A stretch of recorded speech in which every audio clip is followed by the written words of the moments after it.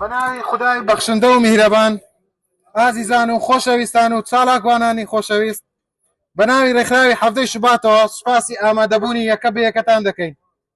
سوپاستان دەکەین کە ئەمڕۆ لە کات و سات و هەموو شتێکی خۆتان گرتووە، هاتوون شانبەشانمان بوەستن و ئێستاش دەست بە کار و چالاکیەکانمان دەکەین. سەرەتاش وتاری ڕێکخراومان ئامادەکردووە، وتاری ڕێکخراوی هەفتەی شوبات پێشکەشتان دەکرێتن. ئێمە ئەمڕۆ وەک ڕێکخراوی هەفتەی شوبات و چالاکوانان و ڕەوەندی عێراقی لە بەریتانیا کۆبووینەتەوە بە مەبەستی هەڵوەشاندنەوەی وەستاندنی ڕێککەوتنی نێوان حکومەتی بەریتانیا و عێراق بە مەبەستی دیپۆرتکردنەوەی پەنابەرانی عێراقی. ئەم ڕێککەوتنە لە کاتێکدایە تاکو ئێستا بارودۆخی ئاسایش و ئارامی سیاسی عێراق لە دۆخێکی ئارام و سەقامگیردا نییە لە دوای هاتنی ڕێکخراوی تیرۆریستی داعش و پاراستنی عێراق لەلایەن ئەمریکا و هاوپەیمانان. Statement of the February 17 Organization for Human Rights. Our subject is no for deportation of Iraqi refugees. We, as the February 17 organization activities and the Iraqi diaspora in the UK, have gathered today to ask for the cancellation and suspend the agreement between the British and Iraqi government to deport Iraqi refugees. Since the arrival of the terrorist organization ISIS and many more militias, armed forces group are still existing. لەم گربوونەوەیەدا ڕوومان دەکەینە هەموو دەسەڵاتدارانی عێراق و هەرێمی کوردستان. ئێمە بە هەموو شێوێک دژی ئەو بڕیار و ڕێکەوت ناوەستین کە دژی پەنابەران لە وڵاتی بەریتانیا بەوە ناوەستین کە لە عێراق و هەرێم و ژینگە دروستەکەن بۆ هەموو گەنجان و ئاوارە بن و لێرەش دەست بۆ ژیانیانە بن. بە هەموو شێوەیەک قبوڵی ناکەین، هەموو ڕێگا مەدەنیەکان ئەگرینە بەر. بسم الله الرحمن الرحيم. بيان منظمة 17 فبراير والناشطين الجالية والعراقية في المملكة المتحدة، استمعنا اليوم إلغاء وتعليق اتفاقية بين الحكومة البريطانية والعراق للترحيل للاجئين العراقيين والتي لم يتم تنفيذها منذ وصول تنظيم داعش الإرهابي وحمايته من قبل قوات التحالف الدولي بقيادة الولايات المتحدة. الولايات المتحدة وحلفائها، وفي نفس الوقت ما يحتم العراق حقا ميليشيات والجماعات المسلحة، حرية التعبير وحقوق الإنسان والمحاكم السيادة القانون. من هاي إخوة بخيراتني ولايك تانا كين بخير من تشاومان آزادي خوازان ما بخوراوان آزادي خوازان ئاوارەکانی نیشتیمانی خۆتان ئەولا بەخێر بێن. بەڕاستی ئەو گرێبەستەی کە لە نێوان حکومەتی عێراقی و هەروەها لەگەڵ حکومەتی بەریتانی ئینزاکراوە ئەتوانێت ڕووی یاساییەوە نایە بنێن گرێبەستێکی ناچاری، گرێبەستێکی نوێنەرایەتی.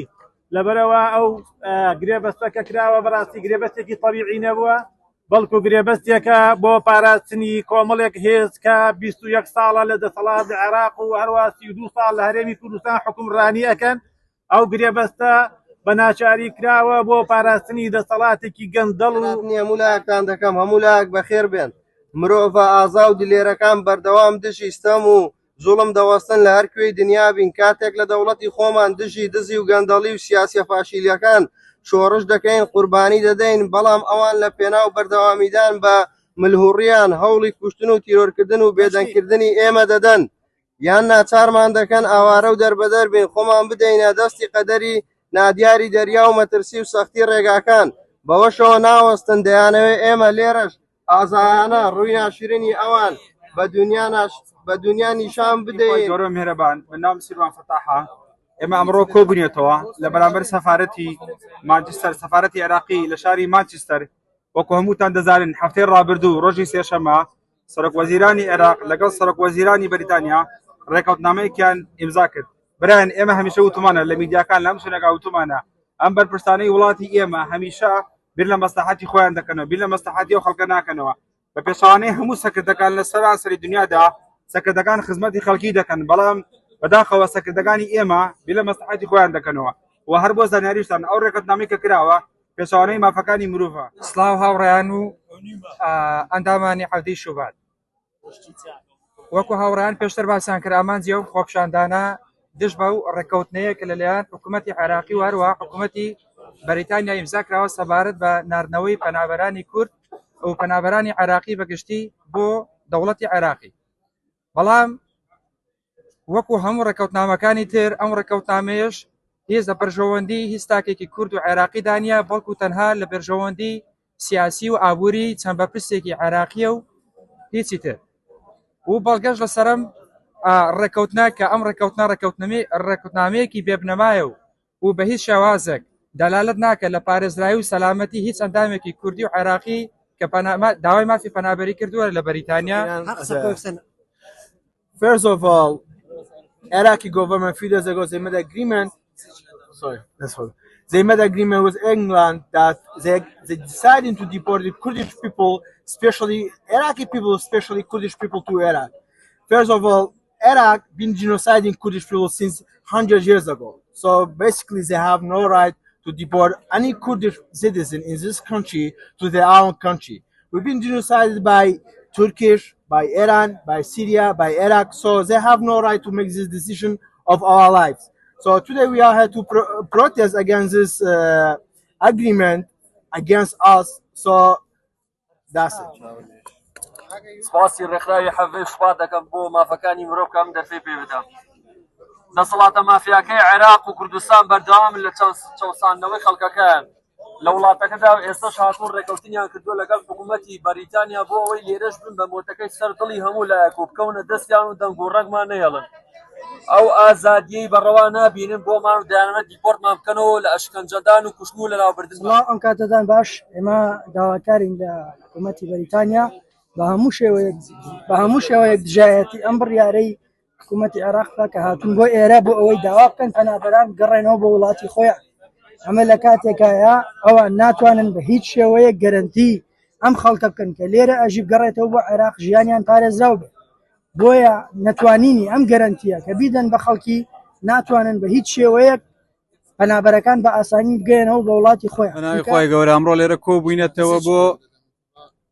کۆبوونێتەوە بۆ دژی ئەو بڕیاری کە دراوە لەلایەن حکوومەتی بەریتانیاوە کە بە هیوان پەنابەرەکان بنێرنەوە. ئێمە دژیەوە کۆبوونێتەوە سوپاسی ڕێکخراوی حەڤەی شوبات دەکەین بە هەموو شێوێ دژیەوە بڕیارە وەستین ئەو بە هیوای ئەو کەسانی کە ئێستا لە دیپۆر سنتەرن بە هیوای ئازادبوونیان سوپاسان دەکەن. ساڵ بەگربوونەوە لە شاری ماستەر. بسم الله الرحمن الرحیم بەناوی خۆی گەورە مهرەبان. ئەوڕۆ بەشداریمان کردووە لە خۆپیشاندانێک لە شاری ماستەر لەبەرزەم سەفارەتی عێراق هۆکارەکەشی بۆ ئەوەی دەگەڕێتەوە کە حکوومەتی بەریتانیا ڕێکەوتنامەیەکی لەگەڵ حکوومەتی عێراق کردووە بۆ ئەوەی پەنابەری عێراقیەکان بنێرێتەوە. ئەو ڕێکەوتنەش تەنها لە بەرژەوەندی ئابووری و سیاسی عێراقە، لە بەرژەوەندی هیچ تاکێکی کورد نییە. ئەوەش نەهامەتێکە دووبارە بەسەر میلەتی کووردا دێتەوە و بەسەر ئەم گەنجە خێر لە خۆ نەدیوانە. کارچی بۆ هەساوم بەگربوونەوە لە شاری ماستەر. سەرەتا بەناوی خۆی گەورە و میهرەبان، لە ڕاستیدا ئێمە ئەمڕۆ لە شاری گڵازگۆ هاتووین بۆ مانچستەر بۆ بەردەم کنسوڵخانەی عێراق بۆ ئەوەی کە بەڕاستی ئەو ڕێکەوتنامەی کە کردویانە لەگەڵ حکوومەتی بەریتانیا بە تەواوەتی دژی مافی مرۆڤ و ئینسانیەتە. ئێمە لە عێراق لەبەر ئەو زاڵم و ستەمکارانە وڵاتمان بەجێهێشتووە، لێرە لە وڵاتی غەریبیشا لە کۆڵمان نابوون. هەستاون بەگربوونێ لە شاری ماستەر. ئێمە ئەمڕۆ کوردانی وڵاتی بەریتانیا لە هەر چوار هەرێمەکەی بەریتانیا و هاتوونێتە بەردەم نوێنەرایەتی حکوومەتی عێراق بۆ ڕەتکردنەوەی ئەو بڕیارەی کە محەممەد شیع سوودانی سەرۆکوەزیرانی عێراق لەگەڵ کێر ستارمەر و سەرۆکوەزیرانی وڵاتی بەریتانیا واژۆی کردووە بۆ ناردنەوەی ئەو پەنابەرانەی کە لەم وڵاتەیە هێشتا مافیمانەوەیان نییە یان بە هەر هۆکارێک کە ئەیانەوێ ئەم پەنابەرانە بگەڕێنەوە بۆ وڵاتی عێراق لە کاتێکا وڵاتی عێراق وڵاتێکی وێران، وڵاتێکی بێساحێبە، وڵاتێکە کە مانەوەی ژیان لە وڵاتەیە هیچ گەرنتیەکی هۆکاری چی بۆ ڕۆ لە شاری ماستە هەستاون بەگربوونەوە. زۆر سپاس سەردا بە خێراتنی جنابتانەکەن. ئێمە ئەمڕۆ ڕێکخراوی حەڤەی شوبات هەساوین پامێک ئاڕاستەی حکوومەتی بەریتانیا و زایدن حکوومەتی عێراق بین کە ئێمە هاتوین زدی و ڕێکەوتنە بین کە لە نێوان هەردوو حکوومەتە هەیە، چونکە ڕێکەوتنێکی هەتا بڵی نادادپەروەرانەیە، هەتا بڵی نامرۆڤانەیە، چونکە زۆرێک لە کۆچبەرانی کورد بە تایبەت و زایدن عێراقیش بەگشتی کێشەی سیاسیان هەیە و زایدن کێشەی کۆمەڵایەتیان هەیە. بەگەڕانەوەیان بۆ کوردستان یاخود بۆ گەڕانەوەیان بۆ خاکی عێراق مەترسی جدی لەسەر ژیانیان دروستە. لە شاری ماستەر هەستاون بەگربوونەوە. سەرەتا بەناوی خۆی گەورە و میهرەبان، من وەکو چالاکوانێک لە وڵاتی بەریتانیا لە شاری مانچستەر لە ڕێکخراوی حەڤەی شوبات کە کۆبوونێتەوە لێرە بەڕاستی هیچ ڕازی نین بەم بڕیارە کە دراوە بۆ ئەوەی کەسانێکی هەژار کەسانێکە لێرە چەند ساڵەیە ڕەنجیان چەشتۆ بینێرنەوە بۆ وڵاتێک کە هیچ شینێکی تیان شارمەسەستان بەگربوون ئاساوین بەگرنبوونەوە دەربارەی ئەم بڕیارەی حکوومەتی بریتانیا و عێراق کە بڕیارێکی نادات پەروەرانەیە حکوومەتی عێراق ناتوانێت چاودێری خەڵکەکەی خۆی بکات لە ئێستاە و دەور و عێراق وڵاتێکی سەلامەت نییە تاکو بتوانێت ئەم پەنابەرانە بە زۆرە ملێ حکوومەتی بریتانیا بتوانێت بینێرێتەوە و داواکارین حکوومەتی بریتانیا بم بڕیارەیە بچێتەوە ئەم بڕیارێکی نادات پەروەرانەیە و بڕیارێکە دژی نائینسانیانەیە تۆ بە زۆر کەسێک بنێریتەوە کێشەیە بێت ئێمە وەکو ڕێکخراوی هەفتەی شوبات بەشداریمان کردەوە و خۆپێشاندانەمان ڕێخستووە دژی بە زۆرم لەی ناردنەوەی پەنابەران بۆ عێراق بۆ کوردستان ئەمە دژی مافی مرۆڤە دژی ئازادی پەنابەرە تێکشکاندنی کەرامەتی ئینسانی پەنابەرە ئێمە بە هەموو شێوەیەک دژی ئەو بڕیارەی حکوومەتی بەریتانیایەن و هیوای زوو ئازاد خواستنی ئەو پەنابەران دەکەین کە لە دیپۆرت سنتەر ڕاگیراون بە هەموو شێوەیەک دووبارە دژی ئەو بڕیارەیەن زۆر سپاس.